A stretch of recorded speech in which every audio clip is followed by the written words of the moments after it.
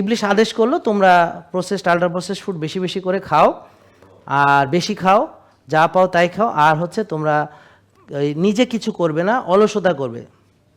তোমার যেন 3টা কাজের লোক লাগে, যদি লোক না থাকে স্বামীর সাথে ঝগড়া করবা, হ্যাঁ, তাহলে জ্বালাবা, তারপর তুমি সারাক্ষণ মানে ওরে বলবো আমার লাগবে সেই লাগবে, মানে এরকম, মানে এই ব্যাটারে অশান্তির মধ্যে দিবা, কারণ ব্যাটা তোমার বিয়ে করছে, এর যত রকম অশান্তি তুমি দিতে পারো, সারাক্ষণ এর একটা প্রেশানের মধ্যে রাখতে হবে।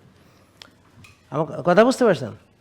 তো এখন গেল এটা, তারপর বলবে যে তুমি রাতে ঘুমাবে না, রাত জাগবে, আর ভোরে উঠবে না, ফজরের নামাজ পড়বে না, আর যদি পড়ো বাসায় পড়বে, মসজিদে যাবে না, ঘুমাবে, বা নামাজ পড়ে আবার ঘুমাবে। অথচ আল্লাহ বলছে জমিনে বিচরণ করো, মানে নামাজ, ফজরের নামাজের পরে হুকুম হলো জমিনে বিচরণ করো, রিজিকের উদ্দেশ্যে বেরো। আমরা মসজিদ থেকে যখন বের হই, বেরোনোর দোয়ার নাম কি? এটার মানে কি? আমাকে কি দাও? উত্তম। খেয়াল করছেন? তার মানে আমি মসজিদ থেকে রিজিকের সন্ধানে বেরোচ্ছি, আল্লাহর কাছ থেকে বইলা কয়ে বেরোচ্ছি, কিন্তু বেরোয় যায় ঘুমাচ্ছে, হলো? তাহলে ফজরের নামাজের পরে আমাকে কই যাইতে হবে? জমিনে বিচরণ করতে হবে, রিজিকের উদ্দেশ্যে বেরোইতে হবে। জেকে লাইফস্টাইল লিমিটেড, ওষুধ মুক্ত সুস্থ জীবন।